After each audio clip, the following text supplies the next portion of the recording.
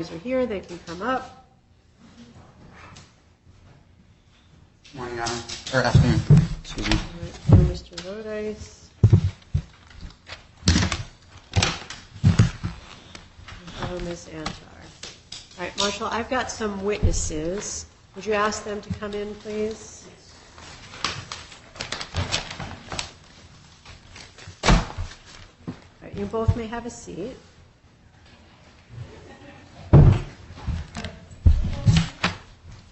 So there are 5 matters on the docket today, 2 which originated in Milford and were transferred here, 2 originated in New Britain, transferred here, 1 that originated here.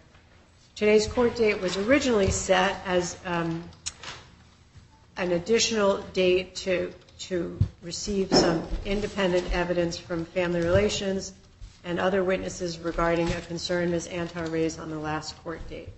And in relation to that, Ms. Antar filed a number of things, but 2 of them were pro se requests for subpoenas. Ms. Antar, those requests were denied because the court subpoenaed those witnesses. So I'd like to have those witnesses testify. I'm sorry, Your Honor. I didn't try to subpoena the same witnesses that you asked. I tried to subpoena the treatment provider that Mr. Lodice refused to sign a release for, that you ordered him to sign a release for, and the child's treatment provider. Do not interrupt me. I was just objecting to what you were saying because as I was correcting you. Okay. Resist the urge to correct me. Okay, I will just file for a hearing on it then. Okay, so 2 of your subpoenas were denied because I felt that they related to witnesses that the court had already subpoenaed on your behalf, and those witnesses are here, and I'm going to hear from them first because they have other jobs besides working in the courthouse. Then we will hear from the other court witness, which is the family relations counselor, who I assigned to do some additional looking into the allegations that Ms. Antar raised. So that's how we're going to proceed. First with the court witnesses on the holdover custodial issues from the last court date. Then we'll talk about the 4 cases that were denied ex parte cases that were transferred here.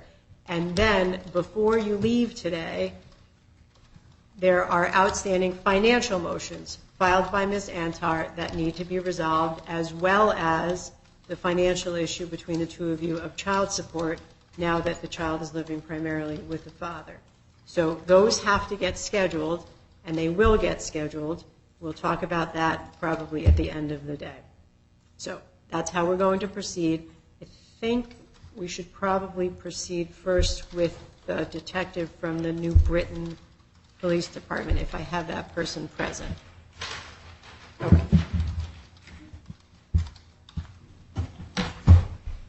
All right, so Detective Steves, right? Yes, sir. All right, come on up and just wait for the clerk to swear you in. Please raise your right hand. Do you solemnly swear, solemnly and sincerely affirm, as the case may be, that the evidence you shall give concerning this case shall be the truth, the whole truth, and nothing but the truth, so help you God upon penalty of perjury, if so please say I do. I swear I do. Please state your name, your business address, and badge number. Lisa Steves, badge number 462, business New Britain Police Department, 10 Chestnut Street, New Britain, Connecticut, 06051. All right, you may have a seat, Detective. Thank you, Your Honor. First, why don't you tell us how to properly spell your last name? I'm sorry, what? How do we spell your last name? It's S-T-E-E, V as in Victor, E-S. Sorry, I'm a little short. All right. And you, that microphone does not make you any louder. It's just for the sake of the monitor. So you are here pursuant to a subpoena from the court. So I'm going to start asking you questions. It may be that the parties will have some questions for you, maybe not. Right? Yes, Your Honor. So why don't you start by telling me what your role is at the New Britain Police Department? I'm currently assigned as a detective with our Youth Bureau Division. There we investigate crimes against children, as well as I'm on the ICAC task force doing internet crimes against children. And I've been a detective for almost 4 years now and a police officer for 9. Okay. All in New Britain? Yes, Your Honor. Okay. So, Detective Steves, did you testify once before in this case, or did you just talk to the related? No, Your Honor. I just spoke with someone from Family Relations. Yes, Your Honor. Okay. So then why don't we start at the beginning? Are you familiar with the parties? Yes, Your Honor. Or why don't you tell me how you became familiar with them? I was originally assigned to an investigation back in October of 2022. It was reported to be a suspected sexual assault that Miss, I don't know if I'm allowed to say names or... Yeah, you can say names in this court. It's a public courtroom. That Miss Antar had reported. She had suspected, or she had observed some unusual sexualized behavior from her daughter, Angelina.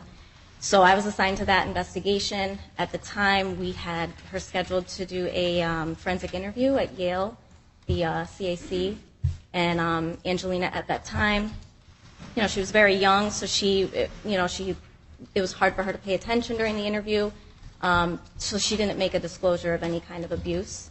The allegations at that time were that her half-brother, Dominic Lodice, was, I guess, sitting on her. At that point, there weren't much details that we had at that point.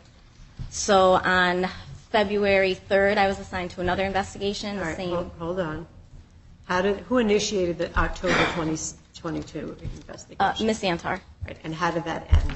That end, I had to close it after Angelina had her forensic interview. I closed it, no disclosure. Right.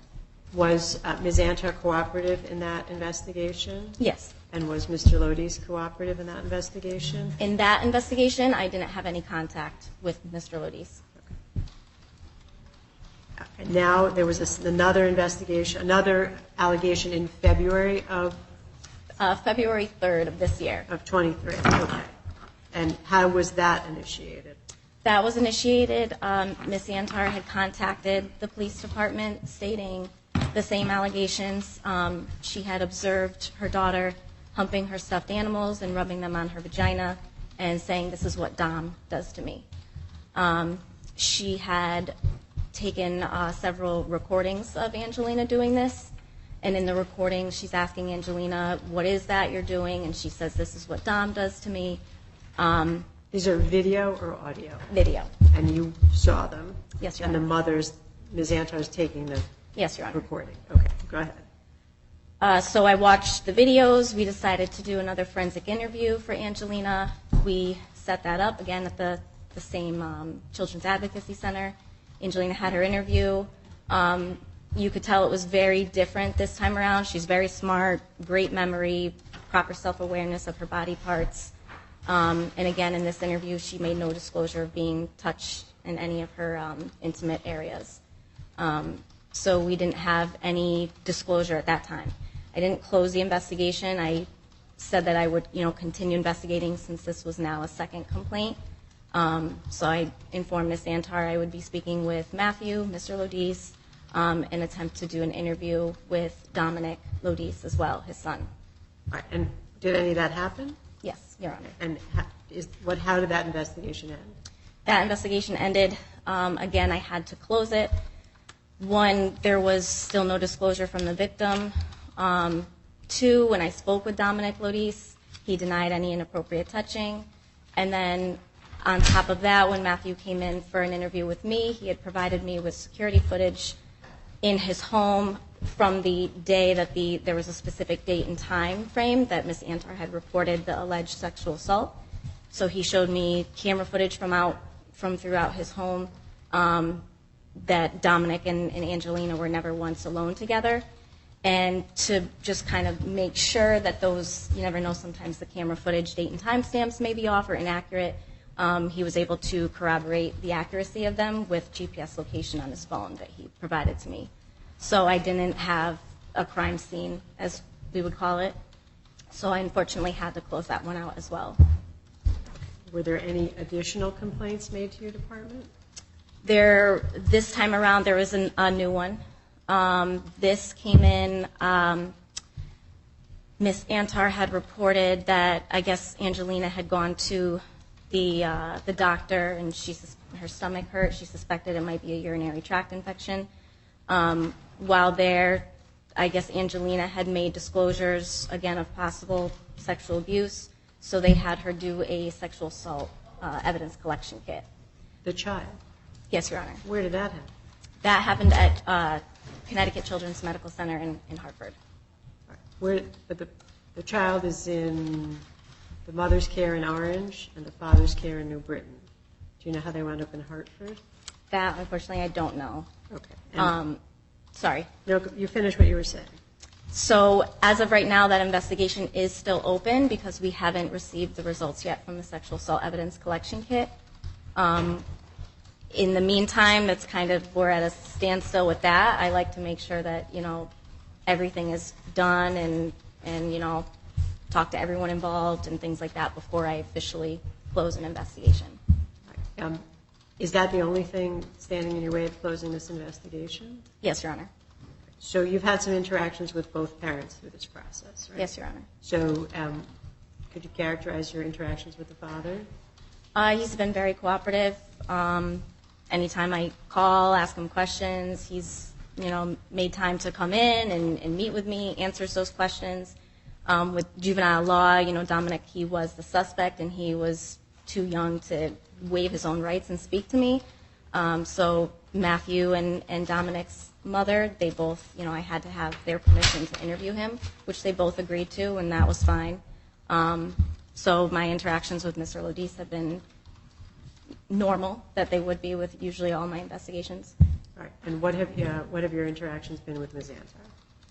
I've tried to limit my interactions with Ms. Antar because it was very clear early on in the second investigation that she wasn't receptive to the information I was giving her, I guess I could say.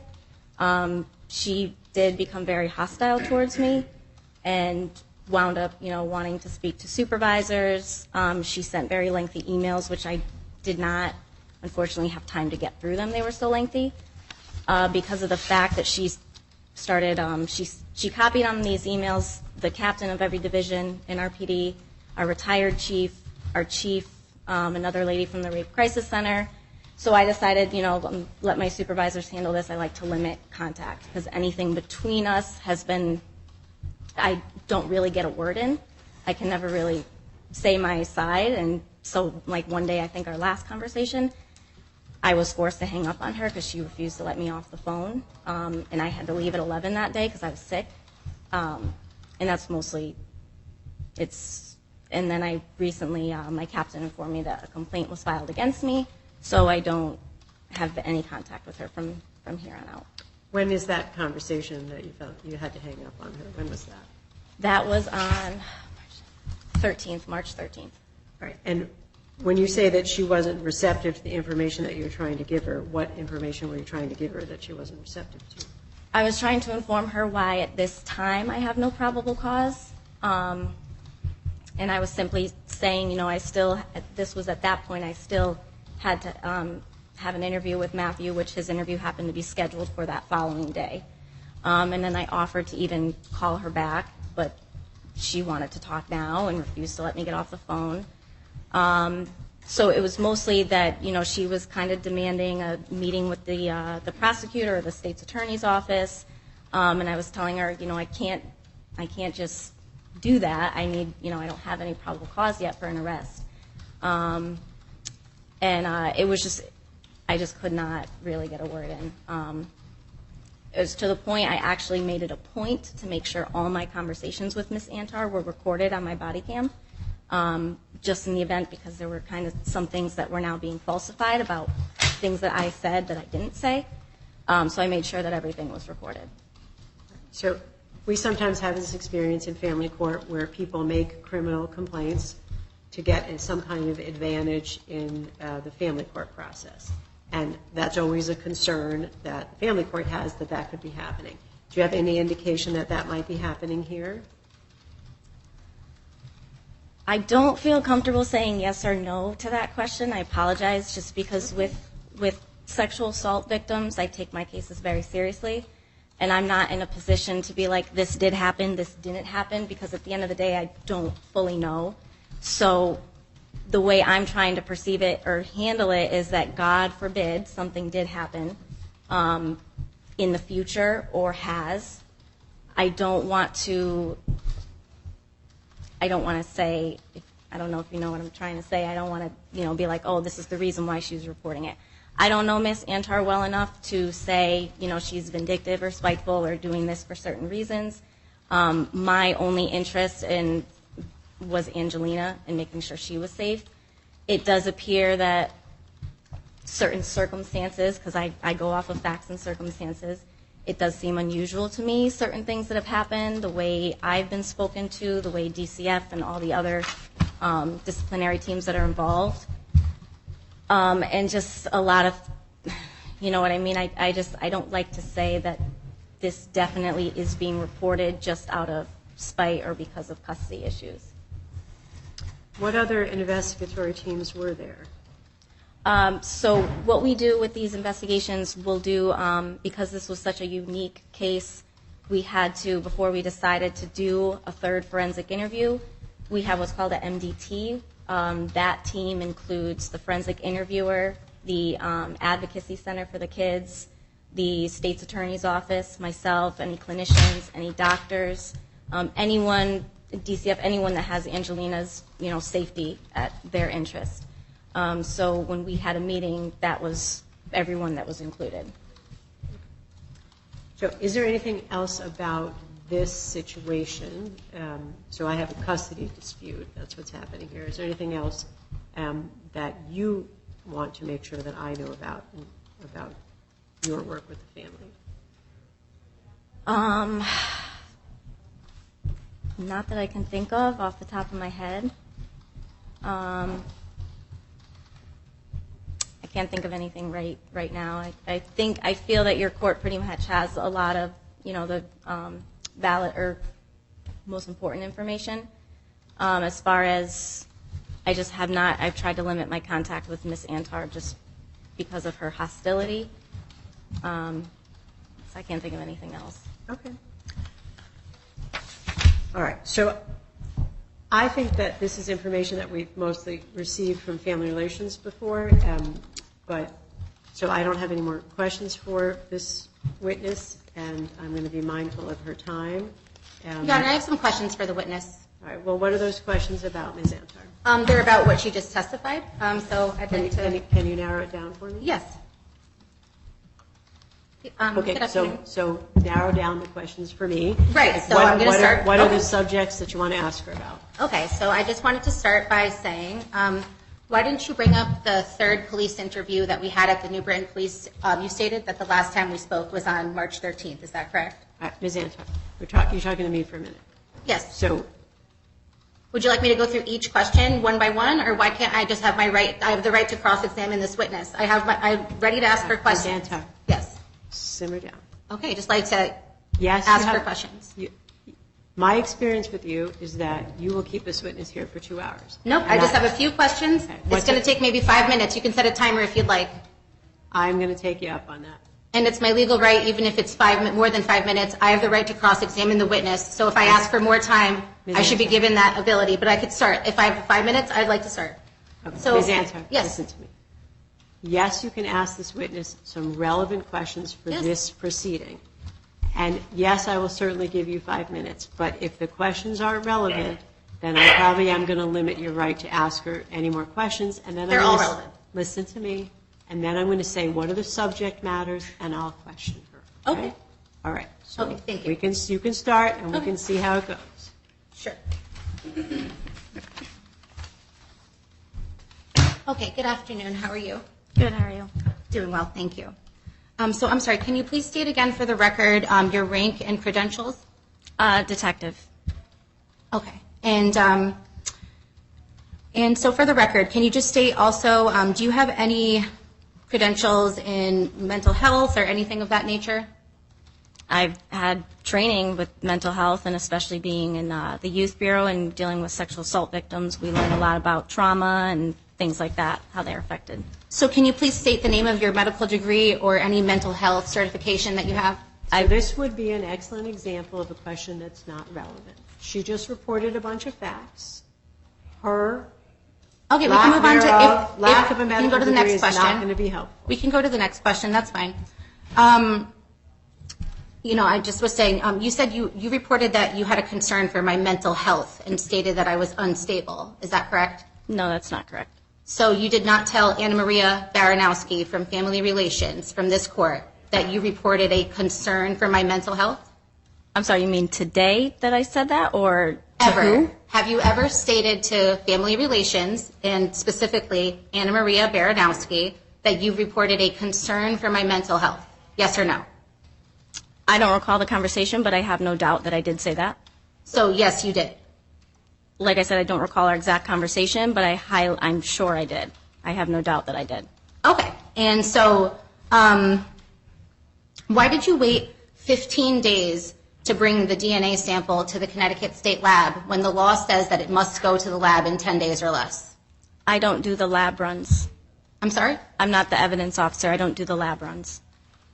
Okay, So our evidence the- officer, he has, weekly he has to report to the lab and transfer whatever evidence that needs to be analyzed.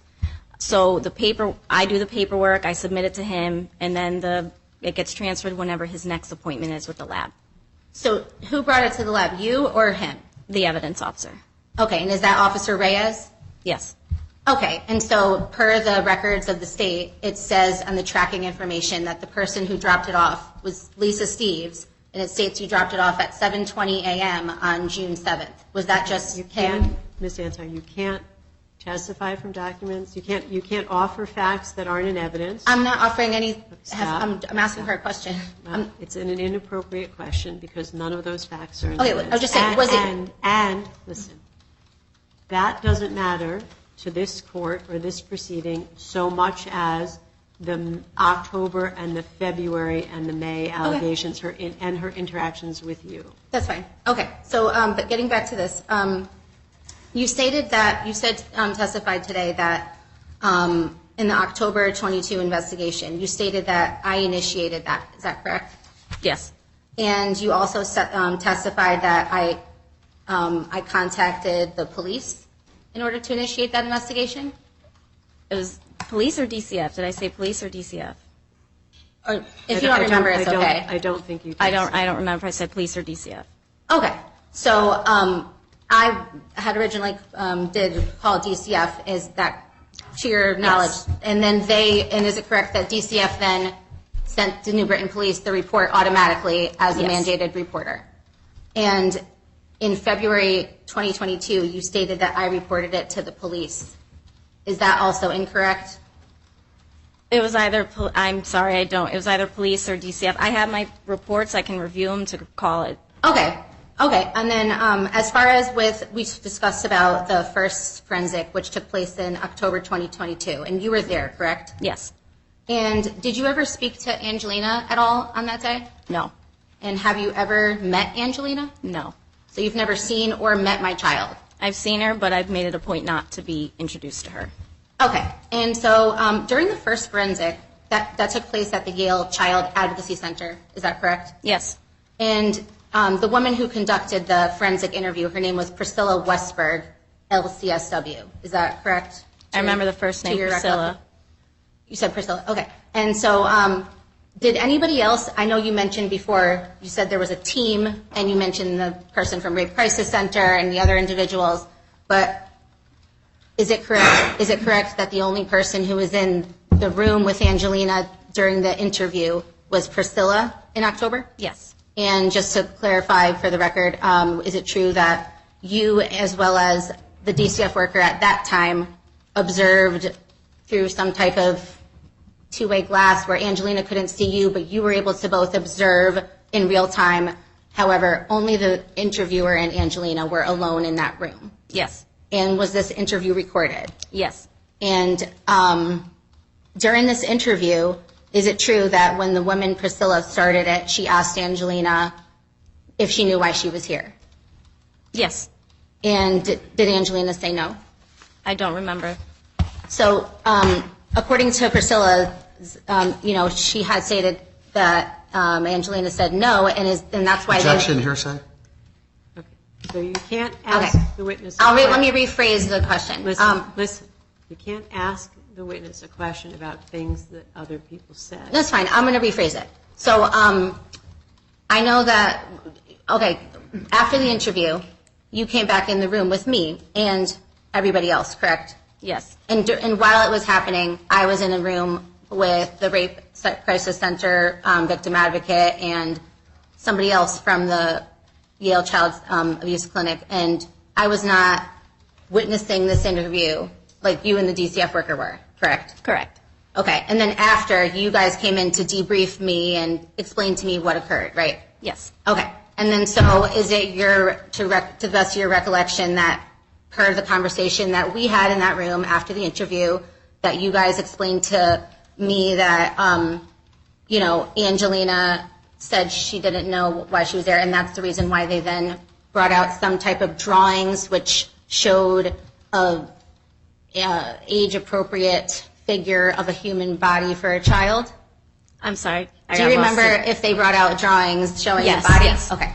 And so at that time, was Angelina asked to identify random parts of the body, such as an arm or a leg, and she answered that correctly? No.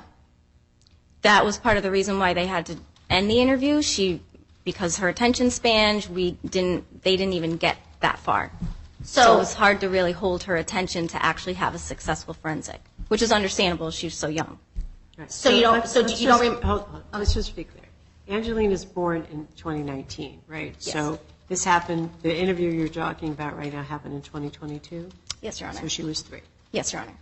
And also, is it correct that in these forensic interviews that they ask the same set of questions to a child between the age of 3 and 18, and that regardless of your age, all children get asked the same set of questions between the age of 3 and 18, and that they do not modify these questions at all based on the child's age, that they're the same across the board? The Finding Words protocol, that's incorrect. They do modify the questions. But is it true that they're not allowed to ask the children leading questions? Correct. And is it true that the social worker that conducts these interviews is trained specifically that they can't ask anything leading at all? Correct. And if they get to a dead end where they would have to ask a leading question, is it the protocol to stop the interview? Yes. And was Angelina asked if there's anywhere on her body that no one else is allowed to touch?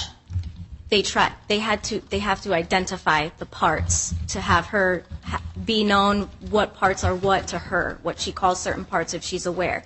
They couldn't even get that far. So you don't remember when Priscilla stated that she was able to identify, this is my arm, this is a leg, and then the third thing they asked her was, is there anything on your body that no one else can touch? And she answered no. You don't remember Priscilla saying that in front of me and you? I'm sorry, I'm specifying about the intimate areas, that she didn't identify the intimate areas. The part about the arm or her identifying the arm, that part I don't remember. You don't remember. But you do remember that she was unable to even identify what her intimate areas or private parts were. Correct? So was Angelina ever asked in that forensic interview if anyone touched her in her private parts? I don't think she was asked that. Because that would have been a leading question, right? Correct. Correct. I'm sorry. So now so was she ever asked directly by anyone from New Britain Police if she was sexually abused? Police don't interview our victims. And is it the state law that police are not allowed to interview child victims? It's not that they're not allowed, it's just not our procedure. Okay. Stop. Ms. Antar. Yes. I let you go for 10 minutes. You haven't asked this woman a single question that's relevant. I just have some questions about the second interview as well. Please don't interrupt me. You haven't asked this witness a single thing that's How is that not relevant? Please don't interrupt. She just testified that she never met my daughter. Please don't interrupt. So why don't you tell me what it is broadly that you want to know about this witness, and I'll ask her about it. Put your questions down. Tell me what you think it is that this witness could offer this proceeding. So the witness failed to mention the fact, I'm sorry, should I be sworn in first? No, you're not going to testify. Okay. I'm just trying to figure out what you think this witness I'd like to tell you, yes. Okay. What this witness has by information that would help me decide this case. Okay. What do you think she knows that would be helpful? Well, I just wanted for clarification purposes for the court and for the record for her there were certain things she said in her testimony that were inaccurate, and maybe she didn't remember it, it's fine. But I just want to make it clear for the record about what was said and what occurred. For example, she mentioned that the last time we spoke she stated it was on a phone call on March 13th. She stated that hung up on her and got mad, and that was the last time we talked. But that's the witness didn't. This is an excellent example. Okay. The witness didn't say that. I asked her, when was the phone call that she hung up on you? But that was my question. She said I didn't ask her when the last time she talked. Well, she said she believes that may have been the last time we spoke. I wanted to make it clear to the court. It doesn't matter. It does matter. It's very important because after that, we did speak. We had a meeting at the New Britain Police Department headquarters. During that meeting, it was a full recorded video interview in person where she was there, Sergeant Barcelo of the New Britain Police Department was there, Cindy from the Rape Crisis Center of Milford was there, and Detective Lisa Steeves. We had a very productive interview. They gave me 1 hour of devoted time and listened to me. They were respectful. Everybody was nice. Lisa was very nice. And they said to me at the beginning of this interview that we're just letting you know this is all being recorded. And during this interview, I disclosed to her that Angelina, there was a whole nother investigation that she didn't bring up. And they stated that they were going to, Okay, so stop. Yeah, okay. Let me ask this witness about any other investigations. That would be helpful. Okay? But you're not going to do it because it takes too long when you do it. Sure. And you're asking this woman all sorts of irrelevant stuff. So I got 3 investigations, October 22, February 23, and May of 23. Any other investigations regarding this 4. family? And that's 4. probably why I was jumping at. There's a lot, so that might be why That's fine. I wasn't. Tell me about the 4th. The 4th one is the current one. So the first one was October. Second one was February 3rd. The third one came up in March during actually the first or the second investigation, and now the one we're at now. So there's now 4. So there's actually 4. Okay. And were the first 3 closed? Yes, Your Honor. And were they all initiated by Ms. Antar? Yes, Your Honor. And the 4th one is the one that you haven't closed because you're waiting for the results of Hartford Hospital. Yes, Your Honor. Okay, and now I wanted to. Other subjects. It's very relevant in that you stated that the first they were closed. We established that the first one was immediately closed. She immediately closed the investigation when my daughter was unable to identify private parts. This is very relevant. Ms. Antar. Yes. She stated it was. She stated no disclosure. That doesn't mean that the abuse didn't happen. If you can't follow the rules of court, I'm going to have to put you in the hallway for all these people. Well, I have the right to cross-examine this witness. You don't have. I do have the right to cross-examine this witness and the other witness. Okay. I have the right, and I have questions. You're refusing to allow me to ask her questions. You said you want a broad overview. I'd be happy to provide that to you. What other subjects do you think this witness might be helpful? Right. I wanted her to clarify that Angelina didn't say that she wasn't abused. They did not investigate it other than asking. I wanted to just clarify. I understand. Okay. But do you understand that why the first? They were closed. Do you? Okay. So, and I want to make it for the record.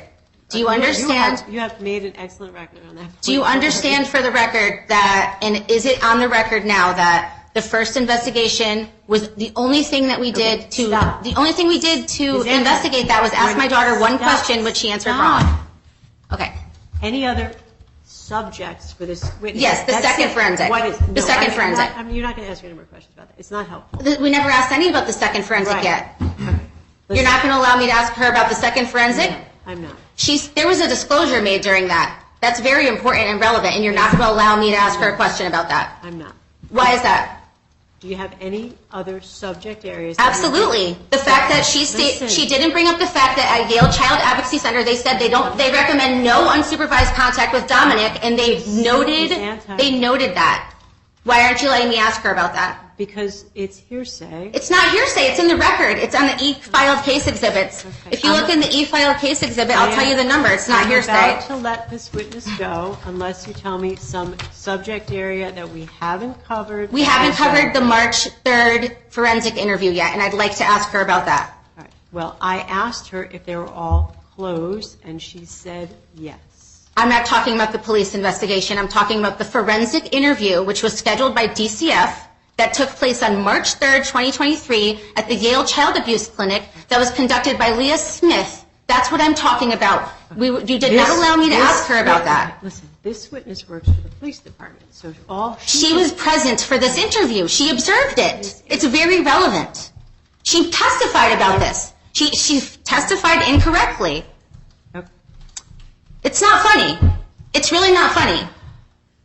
Ms. Antar, This witness can only tell me firsthand what her department did and what she did. She testified what she observed at the March 3rd. If you can't stop interrupting you know what? and you can't let me finish my sentences, this is not... So just to confirm, I'm not going to be allowed to continue to cross-examine this witness? Correct. Because You're not allowing me, I couldn't hear you. You said correct. You're not going to allow me to ask any more questions to this witness, despite the fact that I have some that I wrote down here that I'd like to ask her about things that never got addressed, that will be on the record that you did not let this get asked. What is the subject matter? The subject is the fact that you said that I scheduled these forensics. DCF scheduled them, not me. I wanted her to clarify that. I also wanted her to clarify that there was a disclosure that was made on March 3rd. And it's not hearsay. It's in the records, which I filed as an exhibit, which were put in by Angelina's My Chart.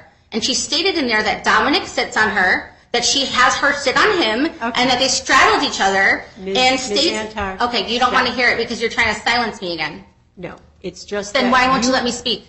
Are you going to let me answer that question? Are you going to let me cross-examine the witness? You're laughing. I love how you think this is so funny. Ms. Antar, I can't answer you if you don't stop talking. She's the witness. She testified. You called her in here. Stop. I have the That's right. enough. Okay. The witness is excused. Yep. That's it. She's released from the subpoena. There isn't a single thing you've raised. That's okay. I'll just send her a deposition to answer the rest. All right. Thank you, Detective Stevens. I've got another court witness from the Department of Children and Families.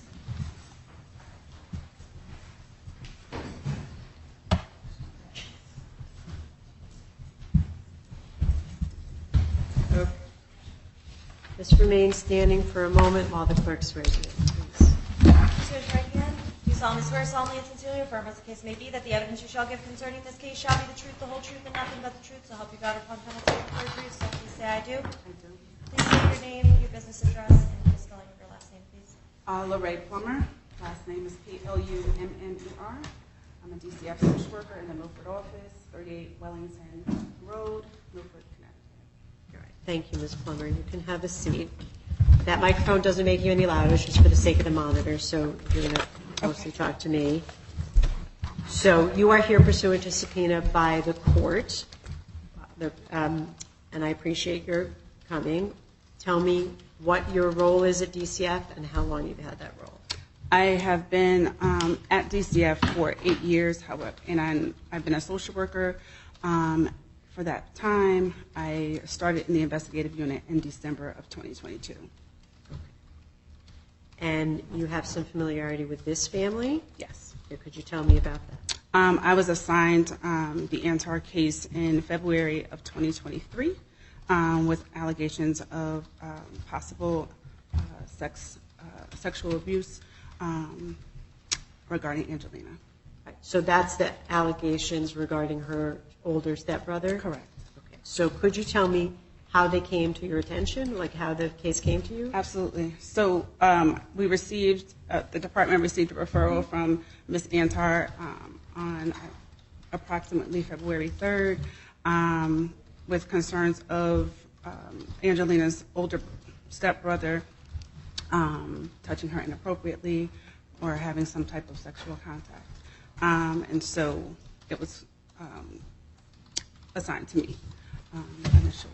And what did you do in the course of your assignment? Of course, my assignment, we go out and we met. Well, I initially did not meet with Ms. Antar initially because I was out. So one of my coworkers met with her for the first initial visit.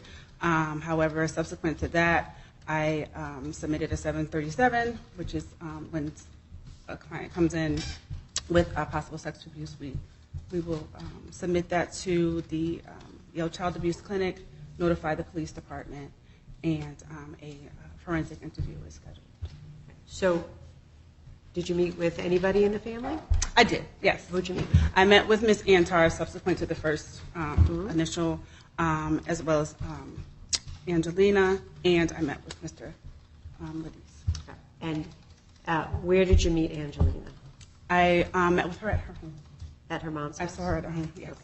And how was Angelina at her mom's house? At her mom's house, she was lively, playing around. I didn't have too much conversation with Angelina because we try to limit the conversation regarding the case so that she can just meet with one person at the forensic interview.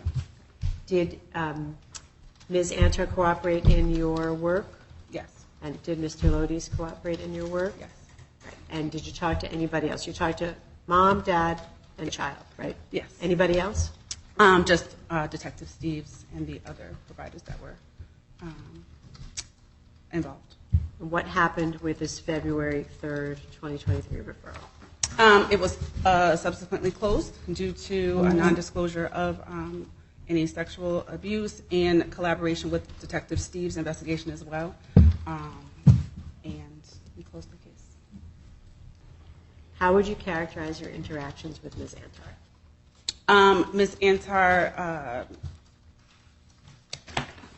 stopped communication with me mid-investigation due to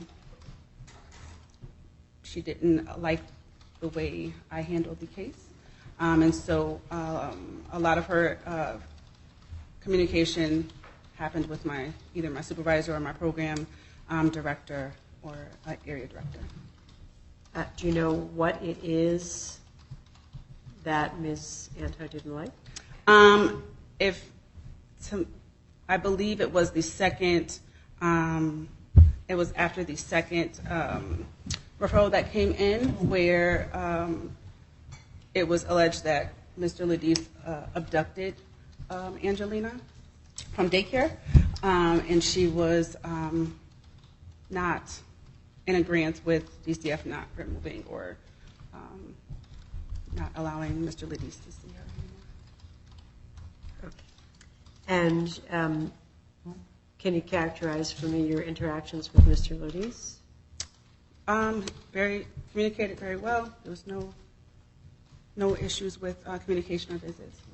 Did you see Angelina at his house? No, I did not. In the course of your work, did you have any concerns about either parent? There were concerns just based around the constant request for forensics for Angelina because she's so young and she has already had two at one point.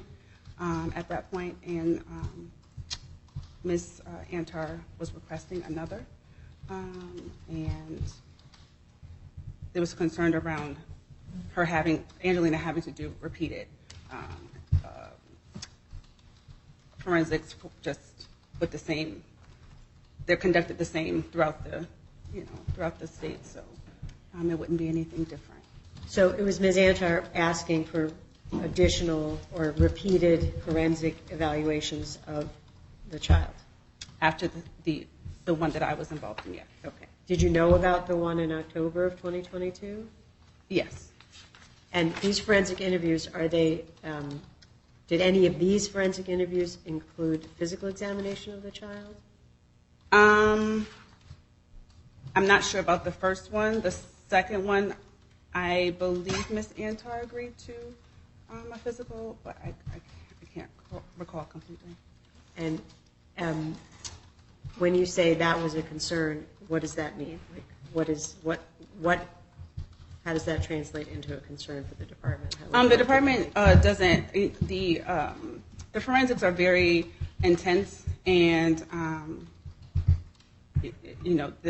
for a alleged victim, and so once the information is given, we kind of don't, unless there's something truly earth-shattering, don't want someone to continue to be asked the same questions over and over again.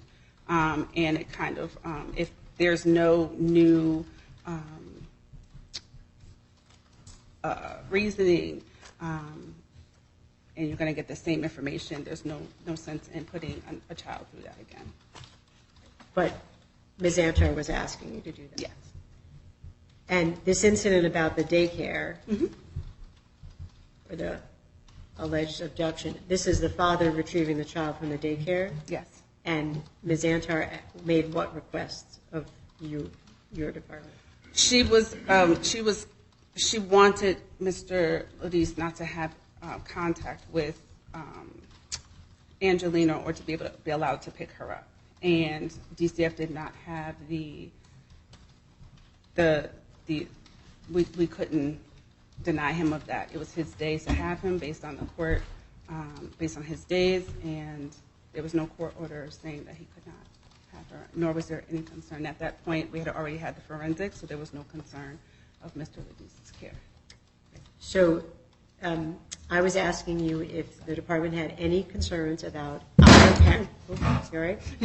About either parent. So you said, yes, there was a concern with Ms. Antar about the repeated request for forensics. Were there any other concerns about the mother? No. And were there any concerns about the father? No.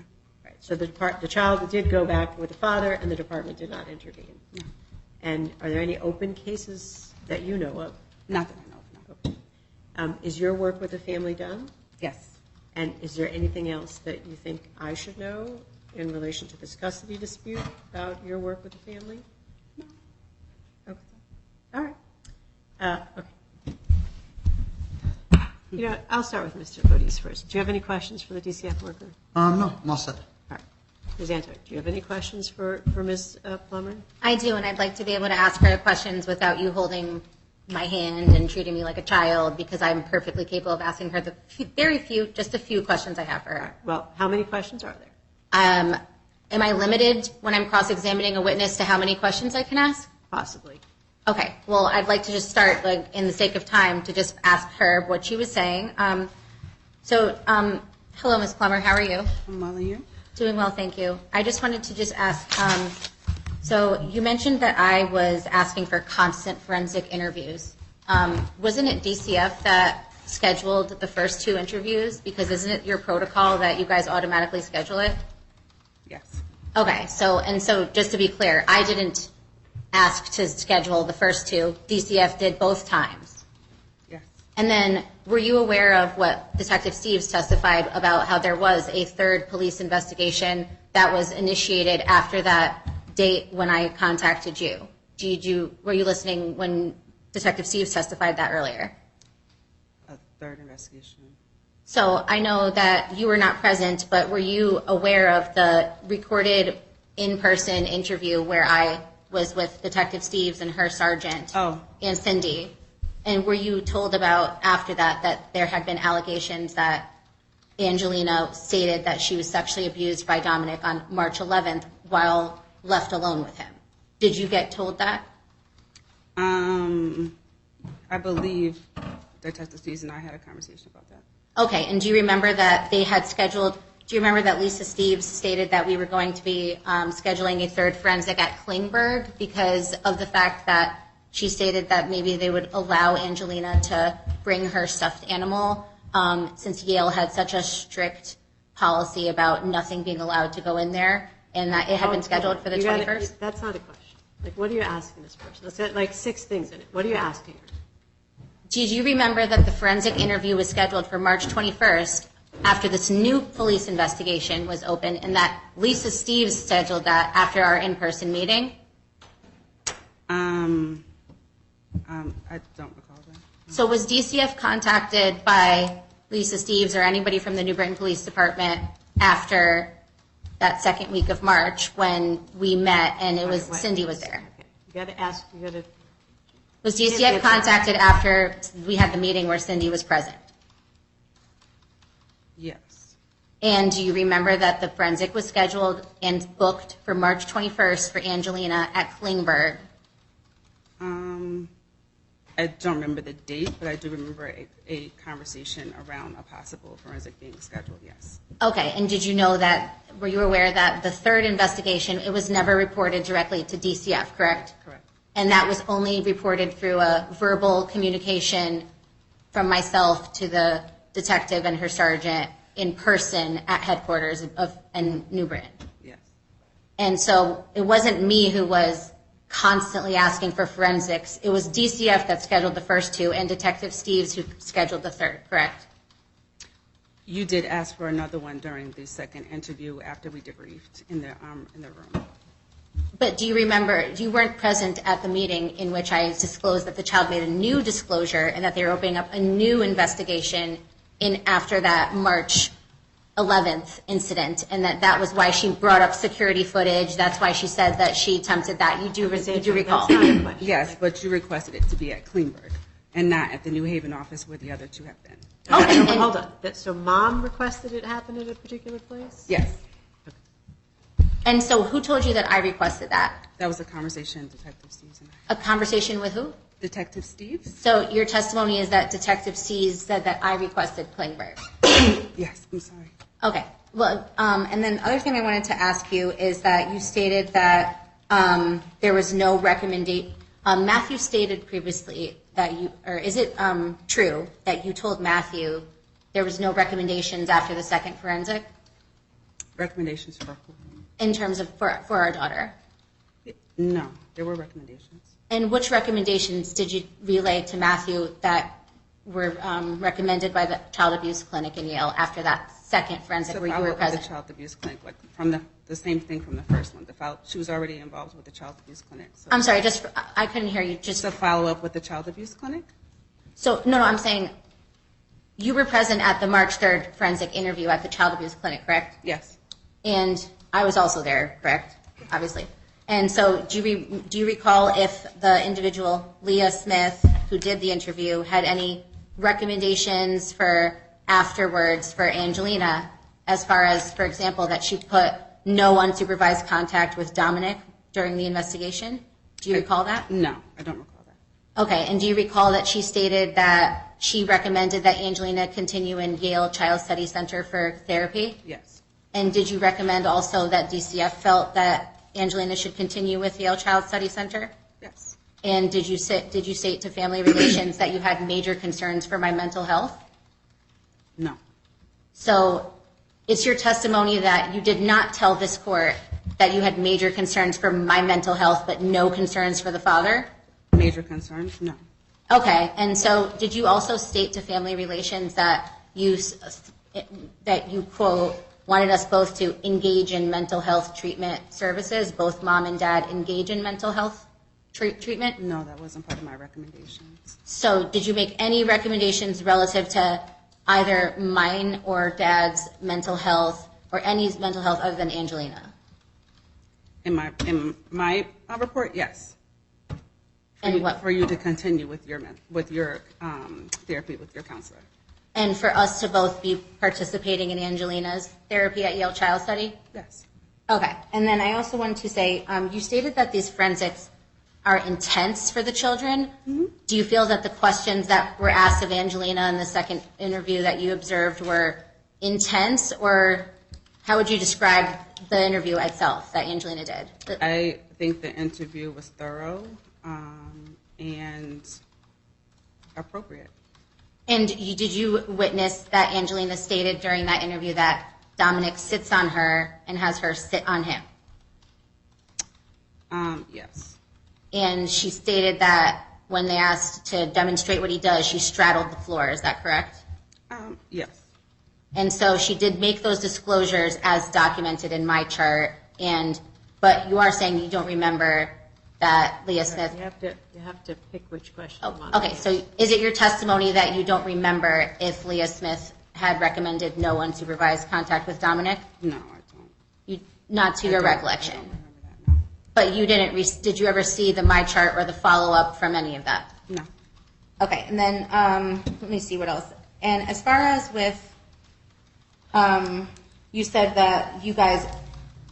So DCF decided that they weren't going to do the third forensic interview because why? Why did DCF, I'm sorry, let me rephrase that. Why did DCF choose to cancel the third interview that after it was already scheduled? DCF didn't cancel the third interview? So DCF didn't decide that they were going to put it on hold and then conduct a meeting with the individuals at Klingberg? It was a result of the meeting that the forensic was canceled. And so the reason was because you stated they thought it was going to be traumatic for Angelina or too much for her? It's that she had already had two previous already done. And it was inappropriate to have a third one done given her age and the allegations had already been investigated. Okay, and are you aware that Angelina does have a forensic that was scheduled by Connecticut Children's Medical Center of Hartford due to this newest allegation? No, I'm not part of the new allegation. Okay, and do you guys have any, ever work with the SCAN clinic? No. Okay. I haven't. And then also, I just wanted to say that you stated that, did you tell Matthew that it was okay for Dominic to be with Angelina unsupervised after that after the second forensic? Did I tell Dominic that? Did you tell Matthew that DCF thought it was appropriate and acceptable for him to start letting Angelina have unsupervised contact with Dominic after the second forensic that you witnessed? I did say that it was okay. However, considering the constant allegations, that it would be in his best interest not to. So, I'm sorry, you stated that there was constant allegations and that you felt that it was okay for her to have unsupervised contact with Dominic? Being that there was no evidence and that we closed our case, we can't. So you advised him to allow unsupervised contact with Dominic, despite the fact that the investigation with the police wasn't closed. Stop. That's not what the witness said, Ms. Antar. You can't recharacterize her testimony. I know exactly what was said. Okay. She can answer the question. I get to decide that, actually. Okay. Well, and it's not a question. You're mischaracterizing her testimony. Her testimony was that she told the father that his children could be unsupervised with Angelina, but that maybe it's a bad idea because there's these constant allegations coming up, and that it might not be good for the stepbrother. That's what she said. So, Ms. Plummer, do you remember what you said that when I tried to reach out to you about the situation out of concern for Angelina? Do you remember? I'm sorry. Hold on a second. You mentioned before, you stated that DCF said that they had concerns for my mental health? No. Okay, so why did Judge Grossman say in the order that DCF stated they had major concerns for the mother's mental health and no concerns for the father's mental health? This witness can't answer that question. According to you, you stated that DCF said that to Family Relations. She's saying that's a lie, so does that mean you're lying? Okay. We're all done. We're all done? Okay. Okay. Don't worry, she'll get a deposition hearing too. All right. Thank you, Ms. Plummer, very much for your testimony. The next court witness is going to be a witness from Family Relations. We're going to take a recess until 3:30, and then I'll need that witness here. All rise. Court is now recessed. It's now exit the courtroom. Good afternoon, Your Honor. Good afternoon. Good afternoon, ladies and gentlemen. All right, everyone can have a seat.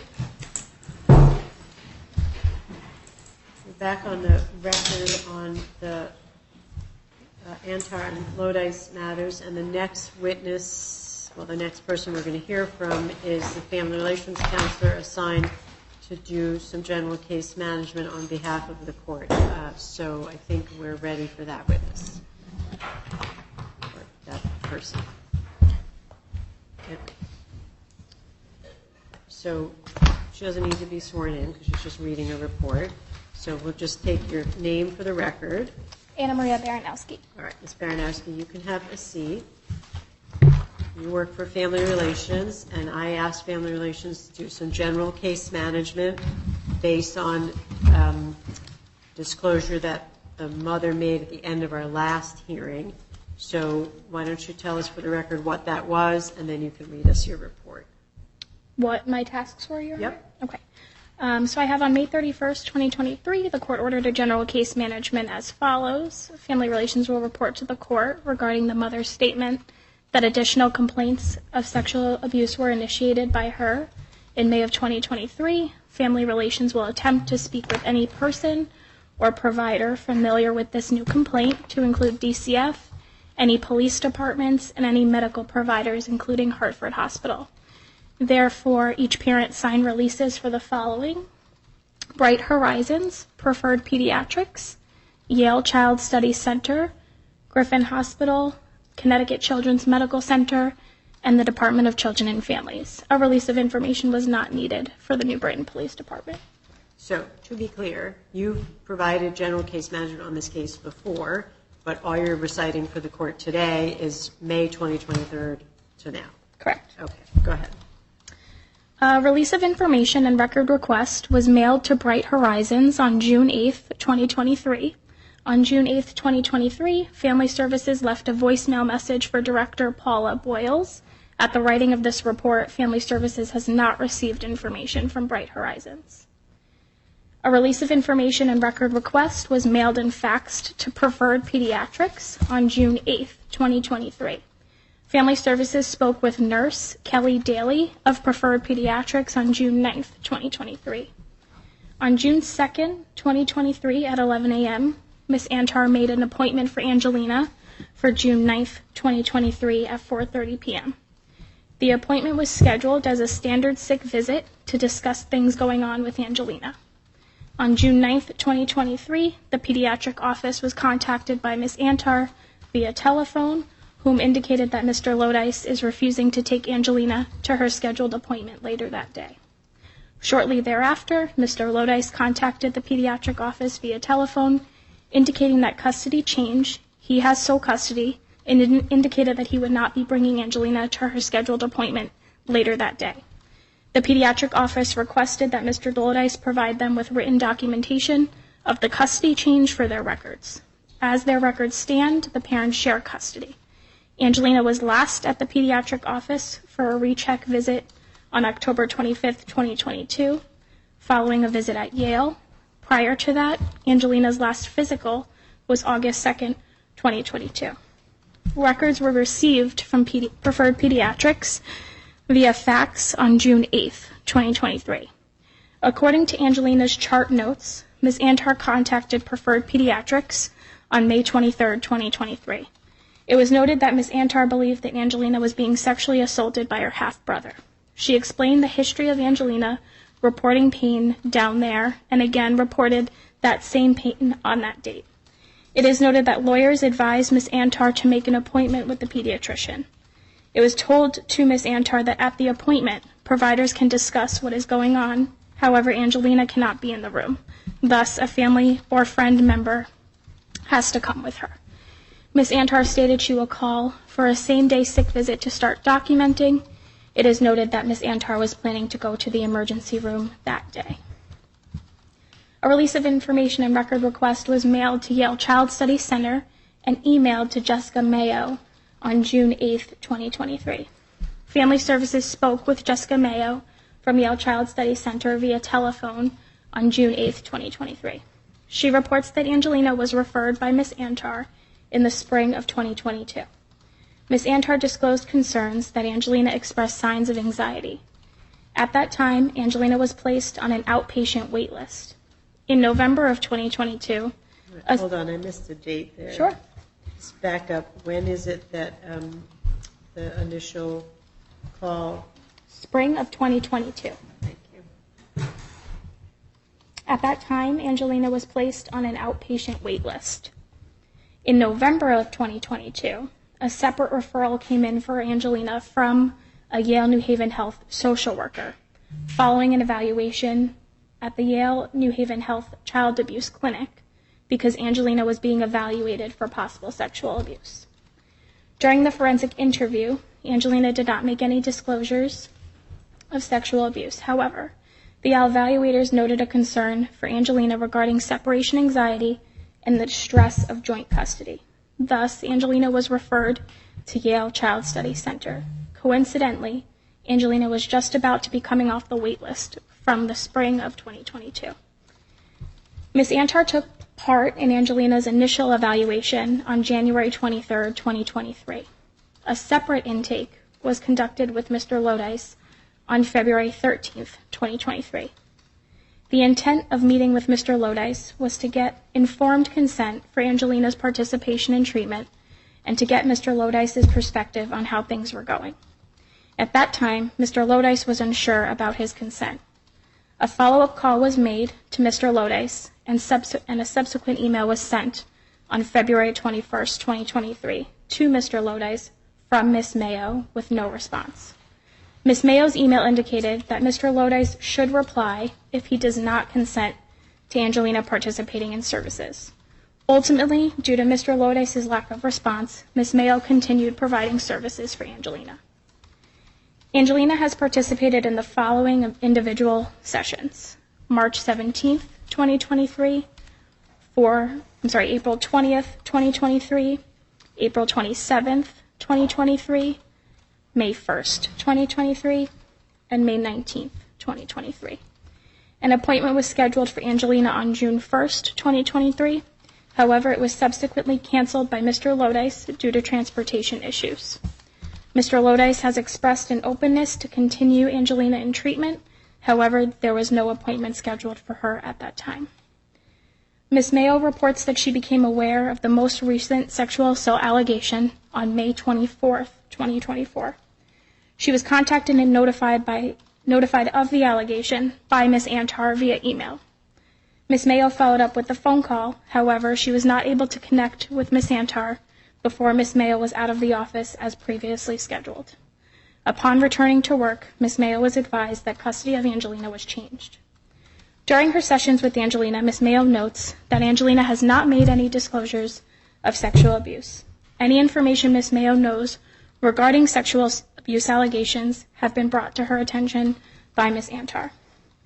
Ms. Mayo describes Ms. Antar's relationship with Angelina to be warm. Ms. Mayo explains that her interactions with Mr. Lodice have been minimal, thus making it difficult to describe Mr. Lodice's relationship with Angelina.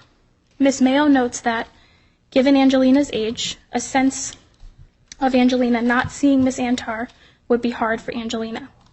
Ms. Mayo hoped to work with both parents in efforts to think of a way Angelina can expect to see her mom routinely by agreement of the parents. Angelina carries a diagnosis of adjustment disorder. Different than struggling from a specific event, it appears Angelina is struggling to adjust to ongoing parental discord, which Ms. Mayo describes to be notable and clinically relevant. Ms. Mayo contacted Family Services on June 14th, 2023 via telephone. She reports that on June 8th, 2023, Mr. Lodice reported to her that he is not interested in pursuing treatment at Yale Child Study for Angelina. Ms. Mayo reports that she provided Mr. Lodice with her clinical judgment that Angelina should continue in treatment given the recent separation from Ms. Antar. Ms. Mayo recommends that a third party be available to speak to Angelina's needs. She reports a concern about Angelina's voice getting lost.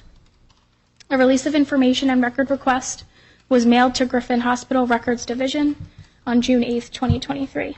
At the writing of this report, Family Services has not received information from Griffin Hospital. A release of information and record request was mailed to the Connecticut Children's Medical Center Records Division on June 8, 2023. Family Services received medical records via fax on June 14, 2023. Angelina visited the hospital on May 23, 2023. Angelina's diagnosis is noted as parental concern about possible sexual abuse.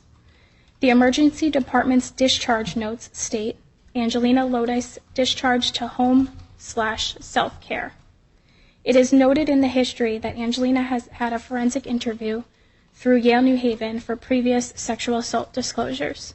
The history notes that there has been concern relative to sexual assault behavior in October of 2022 and February of 2023. It is noted that when interviewed alone, Angelina was unaware as to why she was brought to the Connecticut Children's Medical Center. When asked where her private parts are, she responded, "Dominic does it to me, and Mommy told me you wouldn't be mad if I told you." According to the medical decision-making of the records, it is noted that Angelina is unable to make true disclosure secondary to age. Angelina denied any current abdominal pain or vaginal pain. It is noted that the hospital will discuss their matter with SCAN, which is the Suspected Child Abuse and Neglect Program. It is noted that Ms. Antar is requesting an FEC and is deferring blood work. The FEC was performed with Ashlyn Cahill, RN. An anogenital exam was performed with Dr. Kelly, and no bleeding or bruising was noted. A DCF report was filed, and the New Britain Police Department was advised. The FEC kit was given to a New Britain Police Department officer. It was recommended that Angelina follow up with scan and her primary care. A release of information and record request was mailed to the Department of Children and Families Records Division and emailed to Lorraine Plummer on June 8, 2023. Family Services spoke with DCF worker Lorraine Plummer on June 8, 2023 via phone. She reports that at this time, her case with this family is closed and she no longer has the file. She reports that she was subpoenaed on June 7, 2023, regarding this matter for a court date of June 15, 2023. She indicates that once she has her file, she will reach back out to Family Services. At the writing of this report, Family Services has not received information from the Department of Children and Families. Family Services spoke with Detective Lisa Steves of the New Britain Police Department on June 7, 2023. She reports that on May 24, 2023, the Connecticut Children's Medical Center contacted the New Britain Police Department as a result of a sexual assault report and a completed sexual assault kit. The responding officer is Charmaine Podgorinsky. Ms. Antar showed the officer a video that she took of Angelina that day in the hospital. This video was entered into evidence along with a written statement from Ms. Antar. Officer Podgorinsky notes in her report that she had the opportunity to speak with a nurse, Michaela Lavoie, of whom indicated that it appeared Ms. Antar was egging Angelina on to say certain things in the video. It is common policy for the responding officer not to interview the minor child at the hospital. Thus, Angelina was not interviewed by Officer Podgorinsky on May 24, 2023. That same day, May 24, 2023, the matter was assigned to Detective Steves. According to Detective Steves, Ms. Antar's statement included the following information. On May 19, 2023, Ms. Antar dropped Angelina off to her grandmother's residence, Karen Bauer, in Waterbury. Later that day, Mr. Lodice picked up Angelina from Ms. Bauer's residence to go to his residence in New Britain. On May 20, 2023, Mr. Lodice's sons were left home alone with Angelina when Mr. Lodice went to work. Angelina told Ms. Antar that Mr. Lodice's younger son was in the bedroom playing when she was in the bedroom with Mr. Lodice's oldest son. Mr. Lodice's older son brought Angelina behind the couch. Angelina stated that he pulled down his pants and her pants. When asked what Mr. Lodice's older son did, Angelina reported that he does what Dom does. Angelina then stated that Mr. Lodice's older son put his penis on her back, vagina, and butt. He made her lie on her stomach, and he lied on top of her. This is how his body parts touched her. Mr. Lodice's older son then got off of Angelina and told her not to tell anybody. He threatened that if she did, he will put her to sleep. Ms. Antar picked up Angelina from Mr. Lodice's residence on May 21, 2023. On May 23, 2023, on her way to school, Angelina stated that her stomach hurt. At this time, Ms. Antar thought Angelina may have a UTI. It is noted that Angelina's pediatrician recommended Ms. Antar take Angelina to the emergency room. Thus, Ms. Antar took Angelina to Griffin Hospital. Griffin Hospital referred Angelina to the Connecticut Children's Medical Center in Hartford to have a sexual assault kit completed. Detective Steves reports that her contact with Ms. Antar is limited.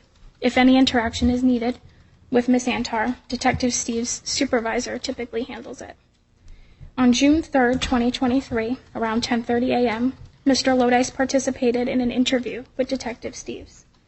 At that time, Mr. Lodice contacted his son's mother, who confirmed that their oldest son was at a friend's sleepover in Southington during the time of the alleged sexual assault.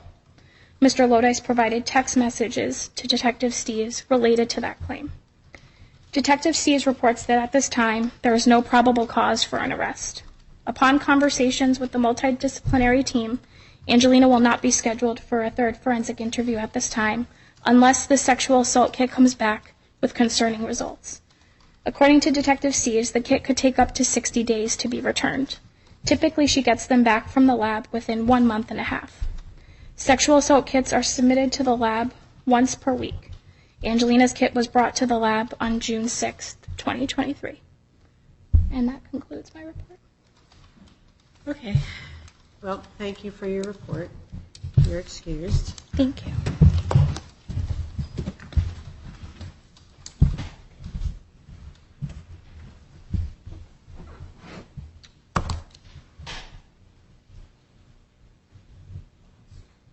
We have 5 things on the docket today. So one is the wrapping up of the custody motions. That was the 3 witnesses we just heard from based on the disclosure that Ms. Antar made at the last minute of our last hearing. The other 4 are restraining orders and emergency orders that Ms. Antar filed in other JDs that were transferred here. Then we also have these financial motions that have not yet really even started, plus the related issue of what's happening with child support moving forward. So, What about the emergency ex parte that's scheduled for today? You didn't mention that. I think that's one of the 4 motions that, oh no, you're right, there was one filed here. Well, because that emergency ex parte was the subject of all these other motions, I'm going to treat them all sort of similarly. It's not. They're separate. And also you stated last time that since it's a 4D case, that Support Enforcement Services needs to handle everything in magistrate. So are they here? Okay, no, what I said is that when we schedule, my orders say that when we schedule the financial motions, that we would need family relations here. So here's my question. We have all You these. said Support Enforcement Services, not Family Relations. Are they here for that today? My question for the 2 of you is how would you like to prioritize the hour that we have left? We have the child support motions. We have with the old ones. We have the new issue about child support between the 2 of you going forward. And then we have these 4 denied ex parte motions. So I think, Ms. Antar, you're the moving party on most of those. So which of these would you like to try and address in the next hour? I'd like to first start with the first one I filed, which is the emergency ex parte motion. Okay. And, sir, which of these do you think we should be taking up first? Well, it doesn't have to be first, but I'd like to touch base on the child support moving forward part at some point before we leave today. Okay. Well, I think we can probably tackle both of those in the next hour, and then I'm going to pick a date with the 2 of you for the remaining financial motions. So let's take a look at the emergency ex parte motion that Ms. Antar filed most recently. Let's see.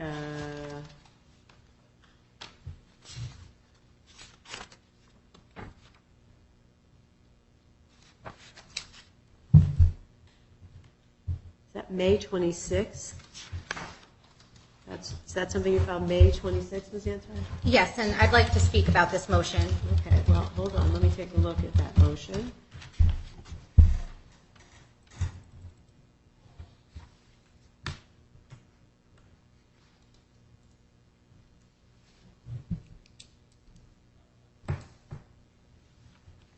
So,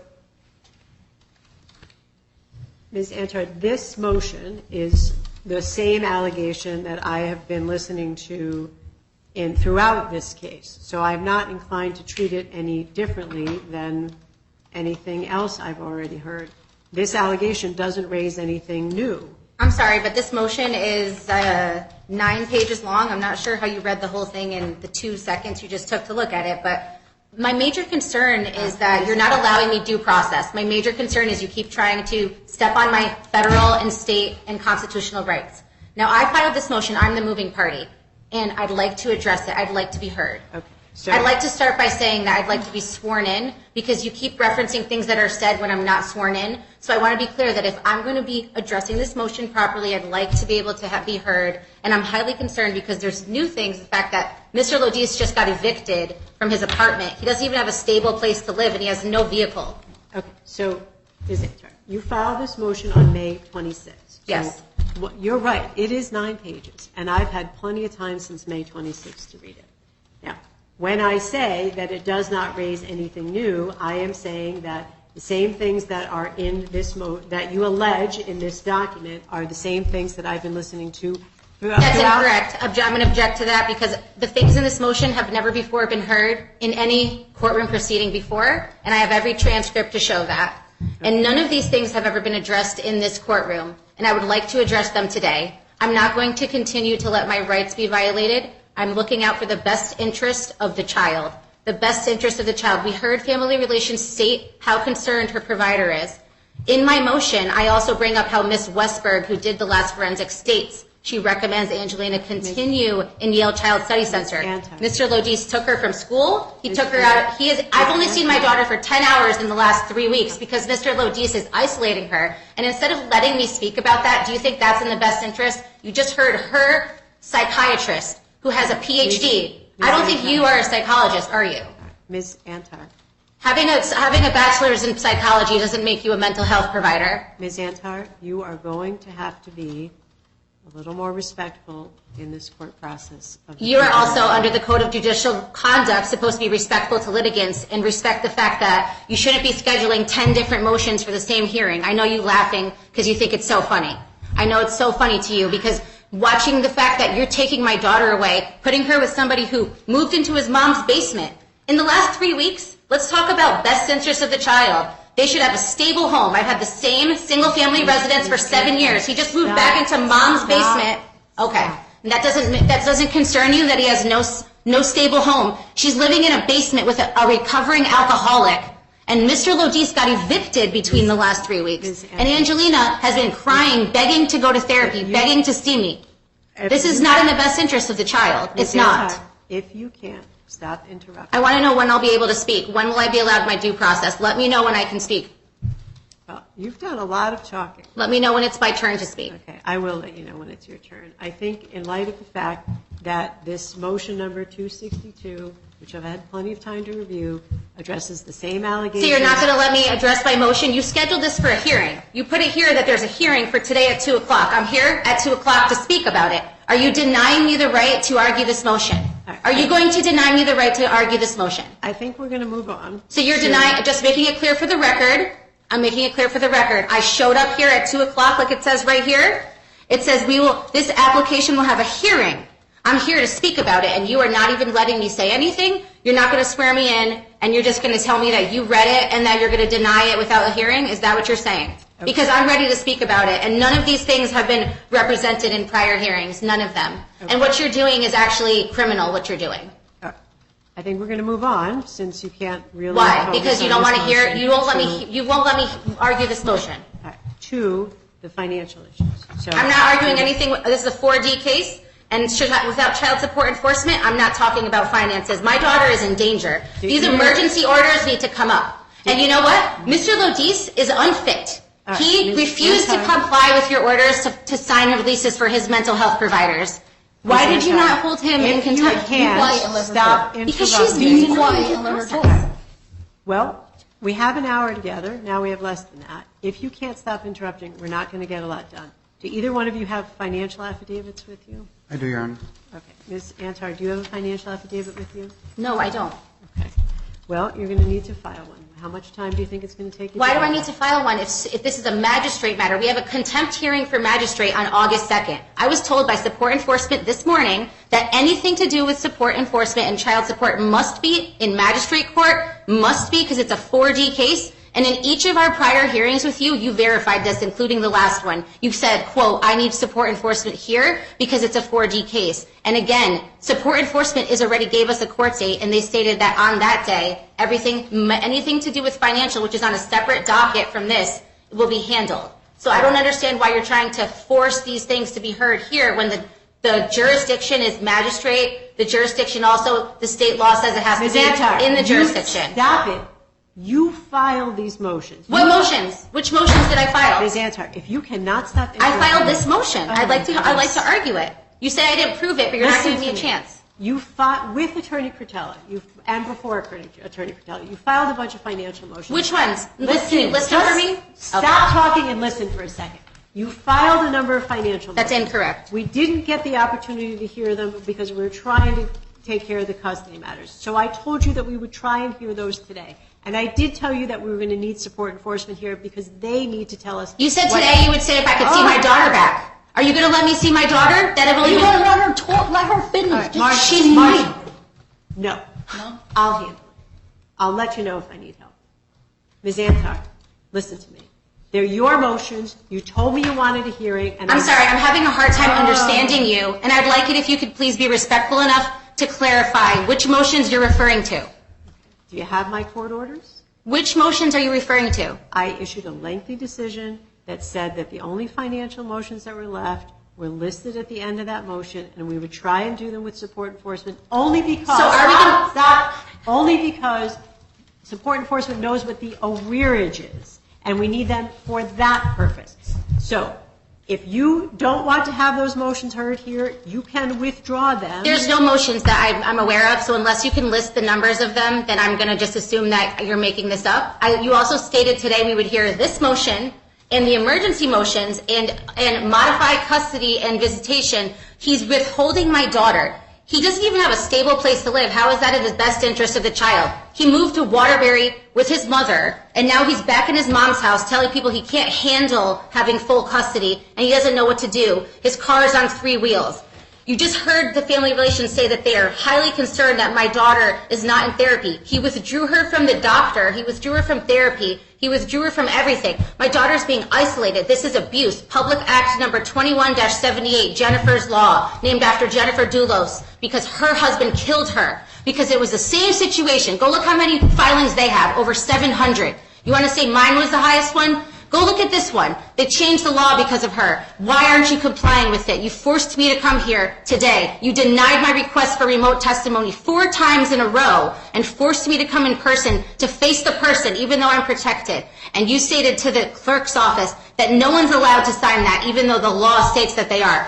You deny me due process. You deny me the adequate hearing time. You stated and confirmed last time on May 25th that anything financial must be heard in the jurisdiction with magistrate and support enforcement because it's a 4D case with cash assistance. And I have 0 income. He's not getting child support from me. Okay. He owes me over $14,000. Stop. Why don't you take a look at my last order at page Can you 7. provide me a copy of it? No. Okay, well, I can't look at it then, unless you want to let me go on my laptop.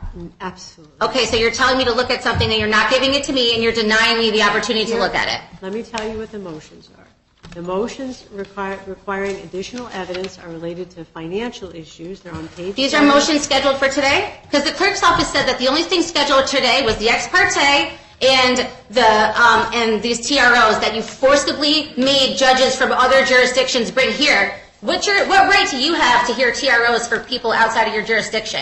I don't live in New Haven. He lives in Waterbury. I live in Orange. So either Waterbury or Milford must hear this. There's jurisdictions. You have no subject matter jurisdiction to even be doing Ms. this. Antar, There's also an appeal filed, and I filed for recusal. Why won't you recuse yourself? You've shown so much clear bias. It's standard where a judge should recuse themselves. You're refusing. Why is that? If you would like to have your motion for recusal heard, I will certainly... I want my emergency motions heard right now. They are emergency motions. I want those heard immediately. Well, I can't do both of those at the same time. What, both? I want one. This one in my hand that I asked you repeatedly to let me speak about, and you refused. Okay. Why don't you swear, Ms. Antar? Please raise your right hand. Do you solemnly swear, solemnly and sincerely affirm, as the case may be, that the evidence you shall give concerning this case shall be the truth, the whole truth, and nothing but the truth, so help you God upon penalty of perjury? So please say I do. I do. Please state your name and address for the record. Theodora Antar, 856 Shagbark Drive, Orange, Connecticut, 06477. So, Ms. Antar, you have filed since May a number of motions, but the one that you want to be heard on right now is this May emergency motion for custody. Now, I think that I have already, that's motion number, I think it's 262. I think I've already heard testimony about all of the things in this motion. So if you have that affidavit in front of you, I want you to take a look at it, and if there's things that you want to tell me that aren't in the affidavit and aren't related to things are not things I've already heard evidence on, I'll hear you out. But it's got to be those 2 things. I'm not going to listen to everything all over again. So take a look at your affidavit, things that aren't in the affidavit and things I haven't heard before, I'm going to listen to you about. So I'm sorry, just to clarify, you're stating that I'm not allowed to reference any of the things in my affidavit in this. So we're here to have a hearing about this motion I filed, but you're telling me I cannot reference any of the things I address in my affidavit? No, what I'm saying is that you don't need to repeat things that you wrote in your affidavit because I've read your motion in your affidavit. I don't think you read it, and that's why we're having a hearing. So I have due process. It's the legal right. And you can't just tell me that you are going to make this decision without a hearing, because that's not how things work. Okay.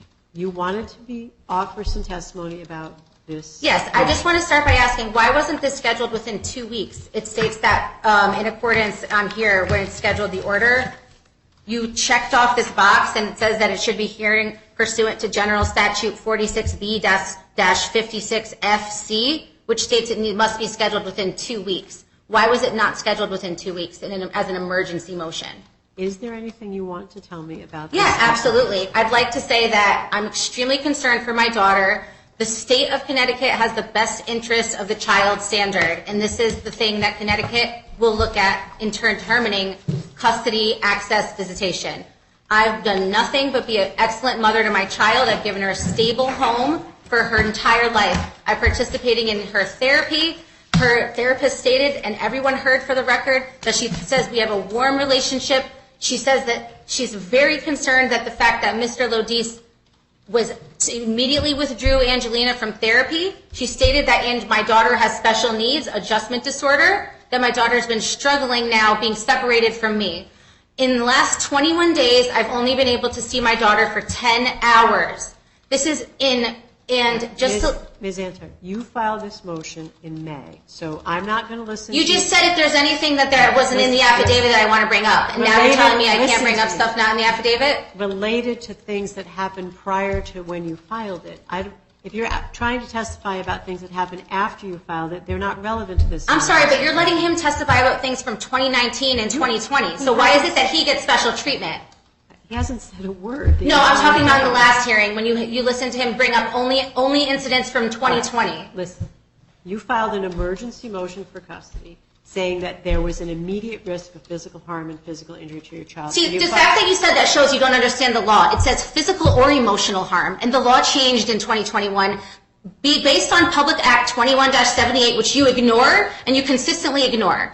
The fact that you even said it's only physical, it says it right here on here. There's a risk of physical or emotional harm. And there is a huge risk of emotional harm to my daughter because she has no access to therapy. She's been completely isolated from myself, the other members of my family. She's been recommended by, again, talking about what I referenced in my affidavit, Priscilla Westberg, who I'm going to be getting a deposition. She conducted the last forensic. She stated she recommends Yale Child Study outpatient services. She recommends that no unsupervised contact with Dominic. We talk about, again, preferred pediatrics, sent in a letter to the court. Angelina's struggling with the separation of her parents. It's in her best interest to see a therapist to properly process the feelings. Mental health is important to maintain optimal wellness. Angelina must continue going to see a therapist. Not only did Matthew try to stop her from going to therapy and block the therapy, but he also then withdrew her from therapy. The minute he got custody, he withdrew her from school. He said she'll never be allowed to go to church again. He stopped allowing her to go to therapy, and he's been denying her access to medical care. She was told by Hartford Children's Hospital to have a follow-up appointment on May 31st. He did not bring her. He said to me, tell me what her appointment is, and I will bring her. As soon as I told him, he immediately called the doctor and said she won't be going there anymore. In your order, you said the child's going to be registered in New Britain Public Schools. Since that order was issued, Mr. Lodice left his apartment after being evicted from his apartment in New Britain and moved back in his mother's basement at 48 Quarry Hill Road, Waterbury, Connecticut. He said to John Casanova Jr., who I'm also going to get a deposition on. Objection, hearsay. He stated that he is struggling with taking care of Angelina. Angelina has not been given medical or mental health services. We asked for a GAL repeatedly. My motion for the GAL is still pending. I'd like it to be ordered. Why can't you allow? Jessica Mayo, PhD, said the same thing. Listen to me. If you want to offer testimony on your emergency motion... This is. No, it's This not. is an emergency. My daughter's in great risk of mental, emotional risk. She won't even be allowed to see me. You're making it so he can keep her away. You think that it's in the best interest of me to only see Angelina for 10 hours in a 3-week period when she used to live with me? My daughter, Juliana, hasn't been allowed to see her sister. You think it's okay for me to have supervised visits with Angelina, but I can have sole legal and sole physical custody of Juliana. For the record, my daughter Juliana Viglione, in the Antar Viglione case, I have sole legal and sole physical custody of her since 2016. I've never not had sole legal and physical. But you're telling me that that's okay for Juliana to live with me as her sole custodial guardian? Since you cannot focus on the motion. What do you mean? Let me You're ask. telling me that you don't think this is concerning. You're not concerned about my daughter. The 60 days that we have to wait for the rape kit to come back, she can just keep being babysat by Dominic. That's fine? That's not a concern? That's not a reason to have a GAL? Ms. Antar. Why aren't you concerned for the best Ms. interest? Antar, if you can't follow court instructions, I'm going to have What to instructions are those? For you to just deny me my due process? to stop talking. Stop talking. Why? Because you don't want to hear what I'm telling because I'm telling the truth? I have some questions for the father. Since you So you're going to stop me from arguing my motion as the moving party. You let him sit there the whole time last time. One more opportunity to stop talking. Mr. Lodice, Yes, Your Honor. what is going on with Angelina seeing her mother? So I've been trying to do supervised visits. So in the agreement that you sent, or not the agreement, the order that you sent, I have to provide the third party, except everyone I know, nobody wants to be around Theo. I can't find anyone willing to sit there because they don't trust what Theo is going to say about them or do, so I can't find anyone to supervise the visits. So what I've been asking Theo to do is just, I'll let you pick who supervises, just let me know. And she had her mother do it a few times, and she had her sister do it, and I'm perfectly Objection. okay. All right, please don't interrupt. Are those two people okay? Those two people are absolutely okay. I trust her, Theodora's mother. Theodora's mother is very nice and takes very good care of Angelina.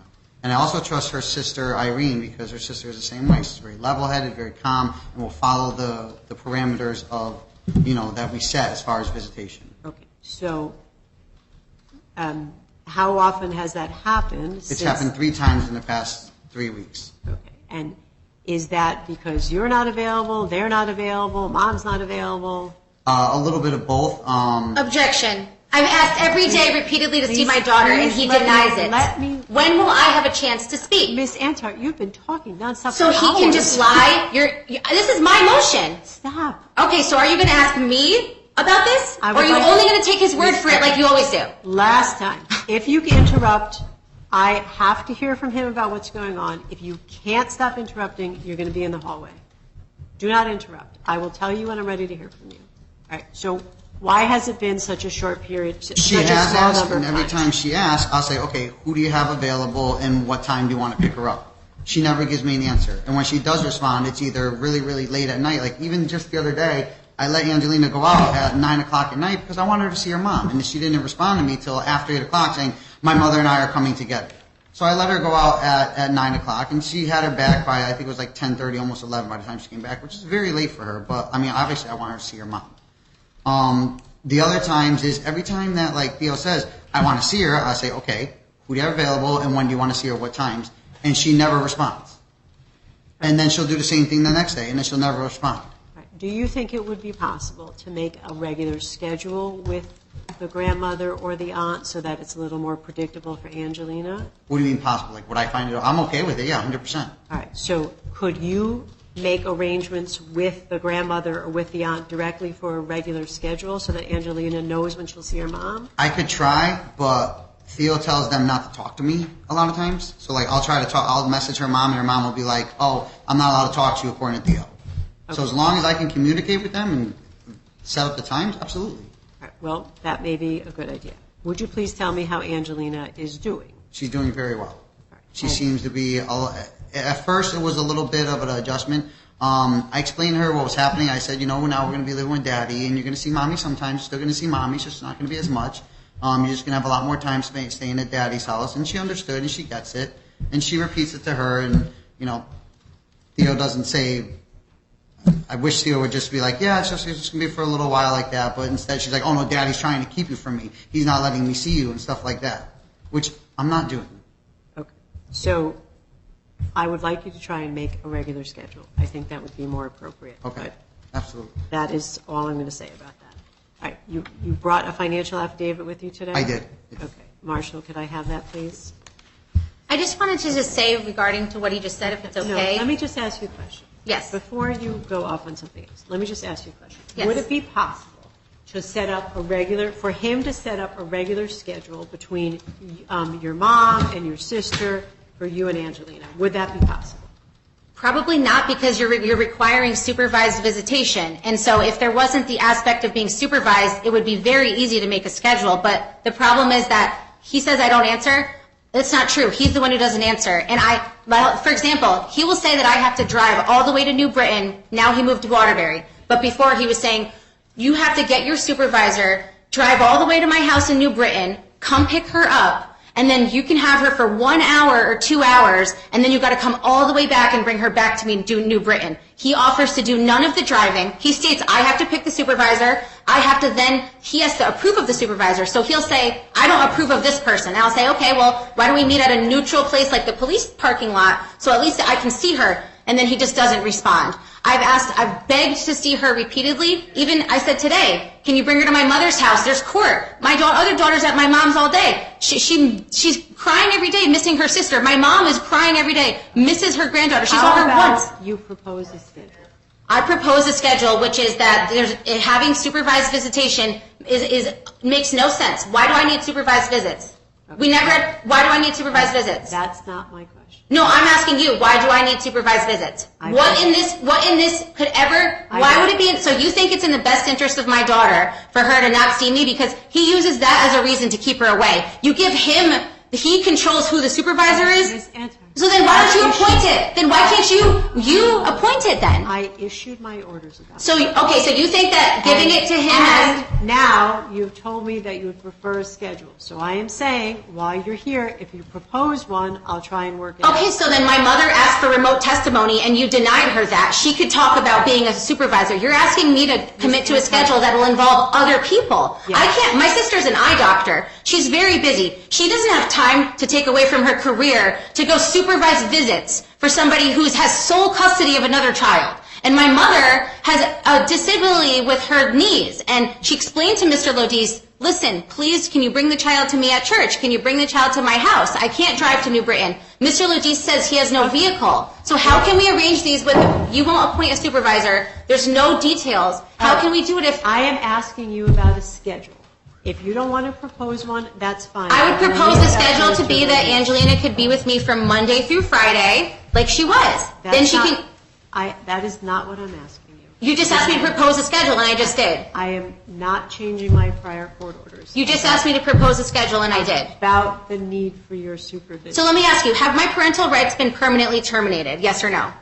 All right. Have my parental rights been terminated, yes or no? It's not how this works. I'm asking you a question. Have my parental rights for Angelina Lodice been terminated, yes or no? Mr. Lodice, you're going to have to work out the schedule with the supervisors, which sound like the maternal grandmother and the maternal aunt. You're going to have to do that on your own.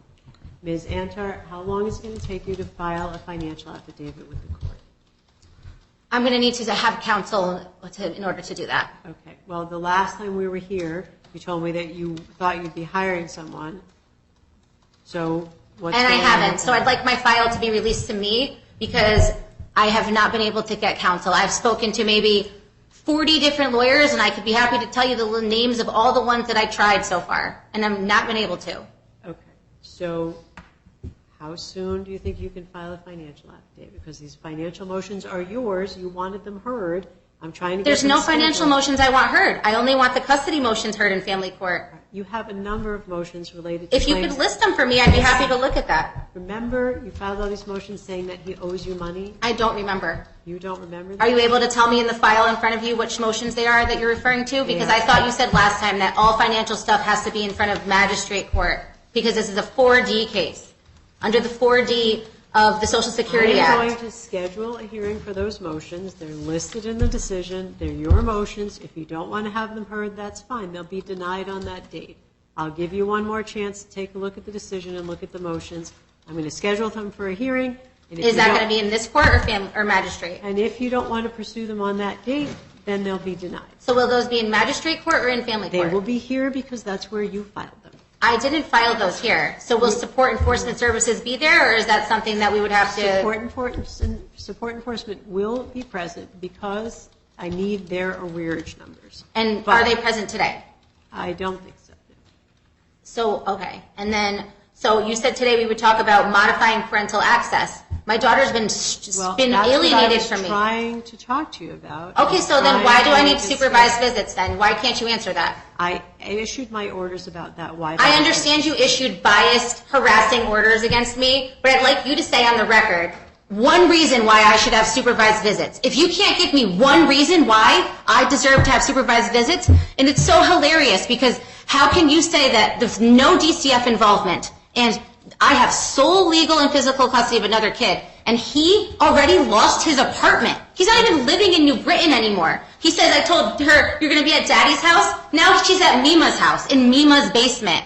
So with the alcoholic stepdad, Roy Bowers, that's not concerning to you? Because in your order you said she lives alone in New Britain. She's going to go in New Britain schools. How is she going to do that when now she lives in Waterbury? How is she going to do that when he doesn't even have a stable place to live or a car? That's not concerning to you. If you can't.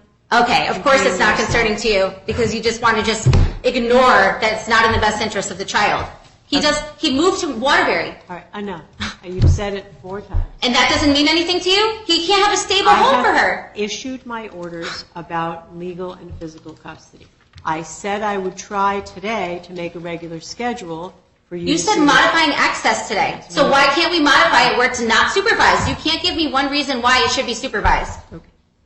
So now that we have established that you don't want to address a schedule. I do want to address a schedule. I said I want her Monday through Friday. That's my proposed schedule. I also submitted with Attorney Cortella a proposed parenting plan, and Mr. Lodice gave a proposed parenting plan as well, which included me having overnights. So if Mr. Lodice said that I should have overnights and he said he's okay with me continuing to make religious decisions, why are you going against what even the defendant's asking for? Because again, there's no reason, there's not one reason why I need supervised visitation. I don't have any untreated mental health. I never abused or neglected my child. Excuse me?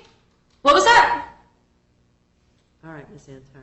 Are you insulting me in open court on the record? No, I'm just a little exhausted with you. If you're exhausted with me, why don't you recuse yourself from this case? Because clearly you shouldn't be sitting at this bench right now. I am going to schedule a hearing on the remaining. So we're not going to talk about custody, visitation, access, or the fact that he's denying my child medical access. And okay. I am going to remind you both that there are some upcoming hearings. So if there's motions to intervene if they're properly. I also filed a contempt that you ignored. But you let him talk about stuff from 3 years ago and make up lies. Okay. You know what? We're all done. This hearing's adjourned, ladies and gentlemen. I'll schedule the remaining motions for a hearing. You folks are excused. All rise. Court is now adjourned. It's now in this courtroom.